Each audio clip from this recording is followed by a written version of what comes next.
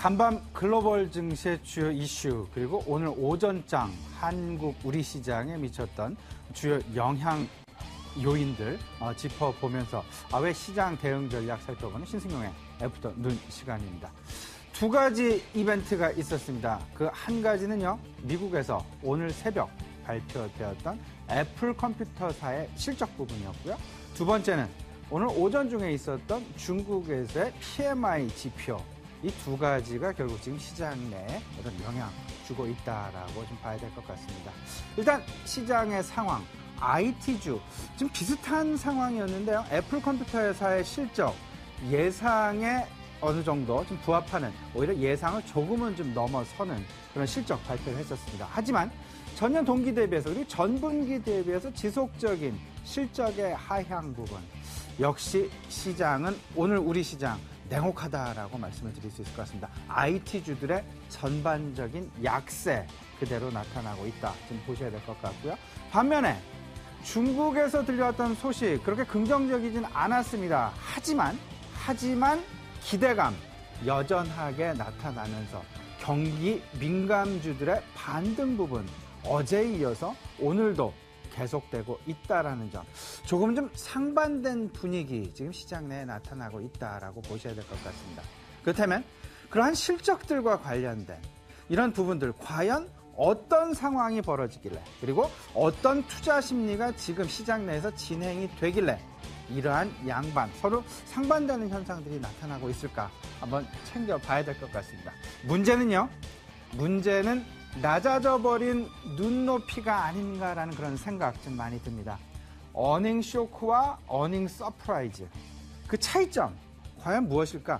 정말로 어닝 쇼크가 나왔으면 그 쇼크는 진정한 쇼크일까?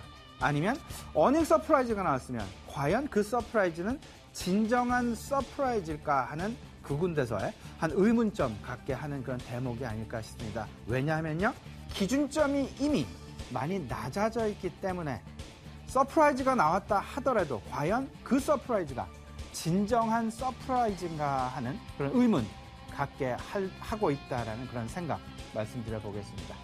전반적인 분위기 한번 생각을 해보고요. 앞으로의 투자 전략까지 한번 생각을 해보도록 하겠습니다. 한 가지씩 짚어봅니다. 지금 현재 진행 중인 2분기 실적 시즌, 이제 그 정점을 향해서 달려가고 있다라고 보셔야 될 것 같습니다. 미국 같은 경우 이미 절반 이상 실적 발표가 끝났고요.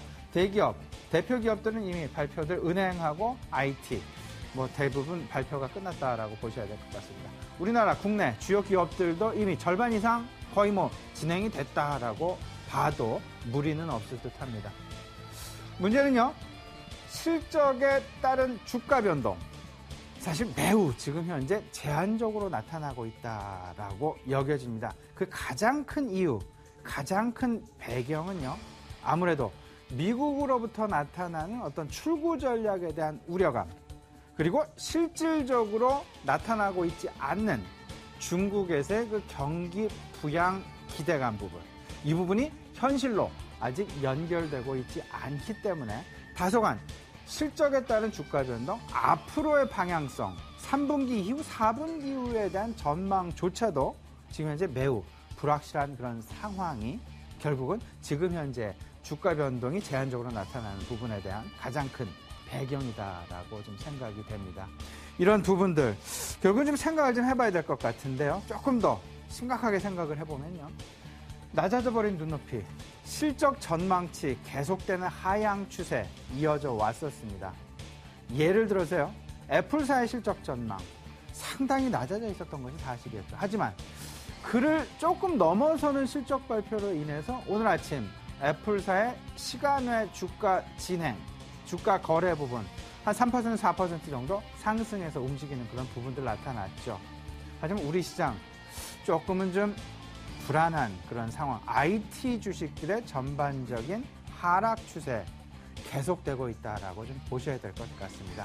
일단 IT 쪽으로에 대한 투자 심리 내지는 투자 모멘텀, 이 부분 상당 부분 희석 내지는 둔화되어 가고 있다라는 쪽에 조금 더 무게중심을 두고 계시는 것이 더 바람직한 부분이다라는 그런 생각입니다. 일단 애플 실적이 선방을 했습니다. 하지만 시장의 반응 역시 기대감 내지는 서프라이즈보다는 안도 쪽에 무게가 좀 실리고 있다라는 것. 그냥 지금 현재 주가 수준 유지하는 정도에 그치고 있다라는 것 생각을 해보실 필요가 있습니다. 문제는 이제 그 기대치 수준이 되겠습니다. 눈높이와 기대치 수준 뭐 같은 얘기가 되겠는데요. 기대치 수준에 따라서 평가 부분, 상당 부분 엇갈리고 있다라는 것. 이 부분 정리를 좀 더 깊게 해보면요. 서프라이즈와 쇼크.